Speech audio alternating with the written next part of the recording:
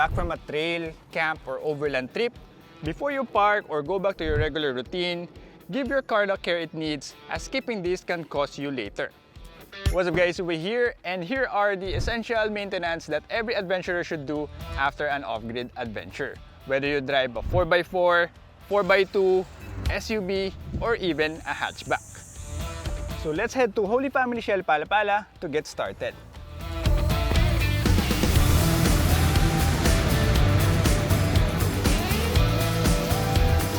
Start with the general quick checkup, regardless of what terrain you've been to or type of vehicle you have. Check the suspension, wheel bearings, fluids, tires, and other components. If there are any leaks, loose bolts, nuts, parts, or strange noises and damages, address them immediately. Trails, river crossings, or long drives can stress these systems more than you think. Having major components checked gives you peace of mind and keeps your trips worry-free. Next is wheel alignment.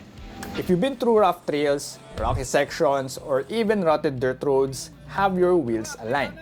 These terrains can knock your wheels out of line after going through them a couple of times. Signs of bad alignment include uneven tire wear, the steering wheel pulling to one side, or vibrations while driving. Alignment is important because it prevents uneven tire wear, keeps your handling sharp, and makes driving safer on your adventures. Third is brake cleaning and lubrication. Your brake takes a beating on every trip, especially if you've been through deep mud or water crossings, particularly in sandy areas where water carries sand and other sediments. Mud, sand, or dirt can get into the nooks and crannies of your braking system. A good brake cleaning clears out grit that eats pads, rotors, and other components. While you're there, add lubrication to the moving parts. This keeps your braking system smooth and prevents premature wear. Having your brakes clean also restores stopping power and ensures a safe adventure. Next up is underwash. If you've been through mud, beach, river crossings, or near the sea, this is a must, as mud traps moisture, sand grinds into joints, and salt from coastal trips can cause rust. A high-pressure underwash cleans and protects your chassis, suspension, skid plates, basically everything underneath your vehicle. Doing this regularly also extends the life of your underbody components and saves you from costly rust repairs. And of course, don't stop at the undercarriage. A proper car wash, inside and out, makes a huge difference. Wash away dirt and dust from the paint to prevent paint damage, and clean the interior so moisture or mud doesn't cause smells or mildew later. Keeping the exterior clean makes your car look brand new and great in pictures, while a clean interior makes every trip more comfortable. Next up is engine detailing. Your engine bay collects more than just dust. It can trap mud, leaves, and water stains. An engine detailing keeps everything running cooler and makes it easier to spot leaks or worn out parts before they get worse. A clean engine bay also prolongs the life of rubber parts and other components by reducing heat and dirt buildup.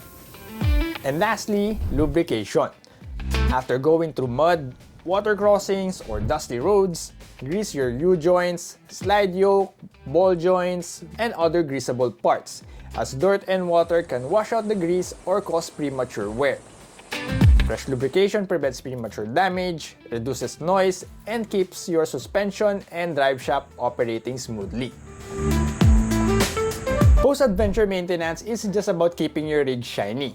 It's about making sure it's ready for the next trip. By doing this regularly, your vehicle will last longer, allow you to do more adventures, and keep you safe on the road. You can have all these services done at Holy Family Shell service stations, which will be displayed on screen.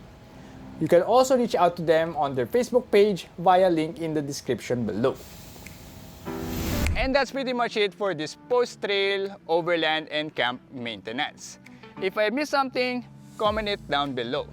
And if you find this video helpful, don't forget to like, share it, and subscribe if you haven't. So for now, see you on the next off-grid adventure.